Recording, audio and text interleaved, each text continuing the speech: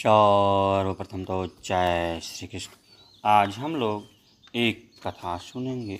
कथा बड़ी ही धार्मिक, मार्मिक तथा आध्यात्मिक है।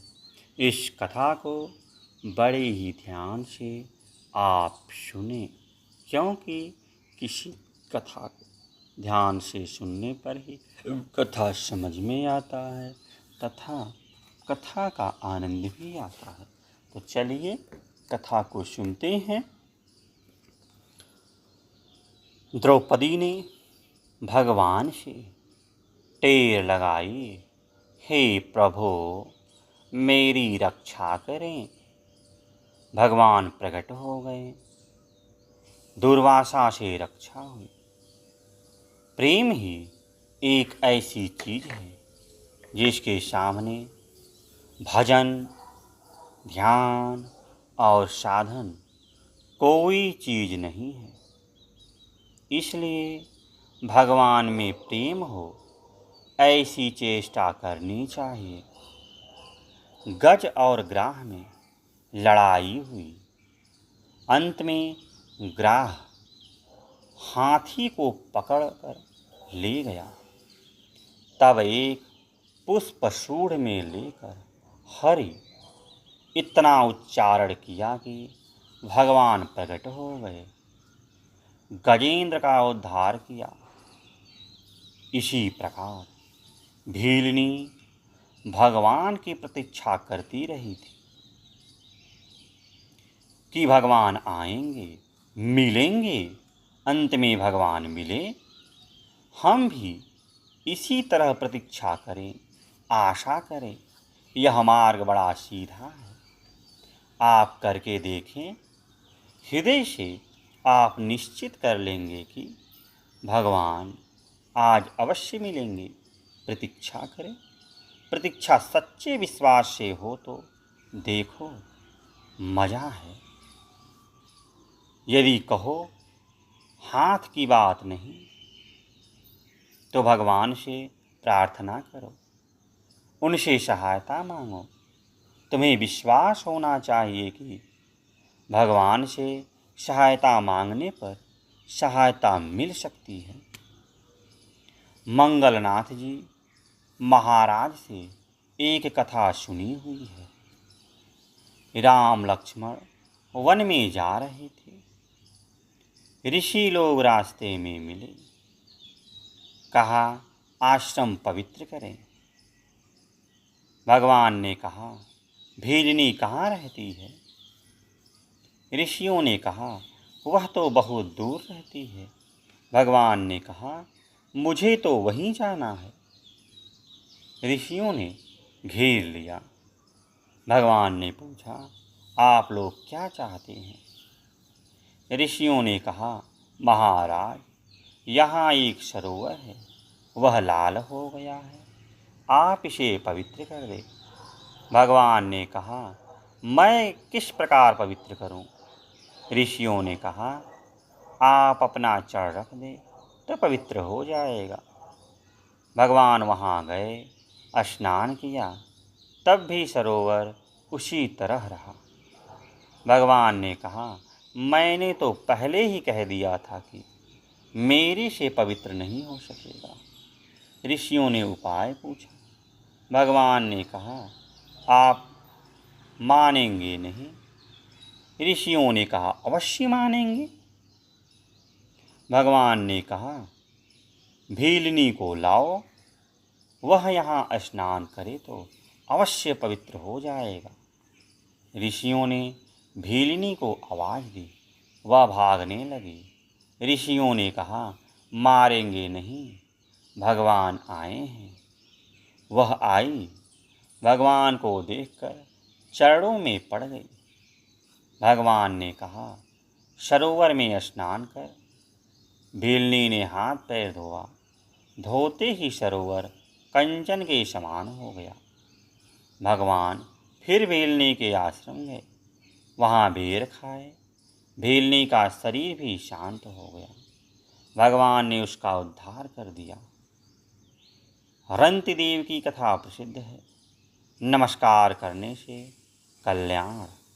मरने के समय यदि भगवान को हम नमस्कार कर ले तो बेड़ा पार है, पूजा कर ले तो बेड़ा पार है, भजन कीर्तन कर ले तो बेड़ा पार है, इनमें से एक भी कर ले तो बेड़ा पार है। फिर चारों चीज़ें हो तो क्या कहना।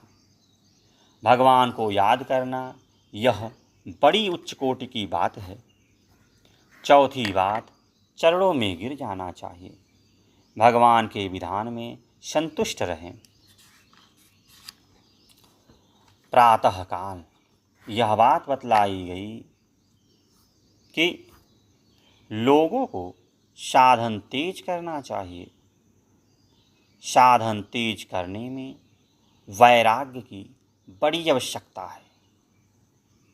लोग कहते हैं कि साधन करने बैठते हैं तो संसार के चित्र आते हैं और निद्रा आती है। ये दो बड़े विघ्न हैं। भगवान ने बतलाया कि अभ्यास वैराग्य से मन वश में होता है। इन दोनों का परस्पर बड़ा जोड़ है। जब चित्त में वैराग्य होता है तो अभ्यास बढ़ता है, अभ्यास बढ़ता है तब वैराग्य होता है। आप कोई भी साधन करें, भगवान के नाम का जप सब में रखना चाहिए, क्योंकि इस कली काल में नाम ही एक मुख्य साधन है। कलिजुग केवल नाम आधारा, सुमिर सुमिर भव उतरहूँ पारा। एक कहानी याद आ गई। एक अच्छे विद्वान थे, कथाया जो कथा है सुनाया करते थे। एक बार उन्होंने कथा में कहा कि भगवान का नाम जपने से लोग संसार सागर से पार हो जाते हैं। यह कथा एक बूढ़िए ने सुनी, उसे विश्वास हो गया। उसने सोचा कि मैं नित्य कथा सुनने मथुरा से वृंदावन आती हूँ। रास्ते में यमुना जी पड़ती हैं, नौका का पैसा लगता है, वह तो बचा लूँ। जब संसार सागर से मनुष्य राम नाम के जप से पार हो जाता है तो यमुना जी तो छोटी सी है, वह नित्य राम नाम जप कर पार होने लगी। एक अमावस्या के दिन भोजन करने के लिए बुढ़िया ने पंडित जी को निमंत्रण दिया। कथा समाप्त होने पर बुढ़िया पंडित जी को साथ ले चली। पंडित जी ने कहा, इधर कहाँ जाती हो, नाव कहाँ है। बुढ़िए ने कहा, नाव की क्या आवश्यकता, भगवान के नाम के जप से पार हो जाएंगे। आपने ही तो उस दिन बताया था।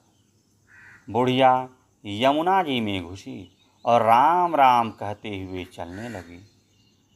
पंडित जी ने कहा, हम तो डूब जाएंगे, हम तो नौका पर बैठकर ही जाएंगे। बुढ़िया ने कहा, आपकी इच्छा। बुढ़िया तो पार हो गई। पंडित जी नौका से पार हुए। पंडित जी को बड़ा आश्चर्य हुआ। बुढ़िया ने कहा, आपने ही तो कहा था कि राम नाम के जप से मनुष्य भव से पार हो जाता है। यह तो छोटी सी यमुना है। बात है विश्वास की। भगवान के नाम की महिमा जितनी बताई जाए थोड़ी ही है। भगवान के नाम में जप करना चाहिए।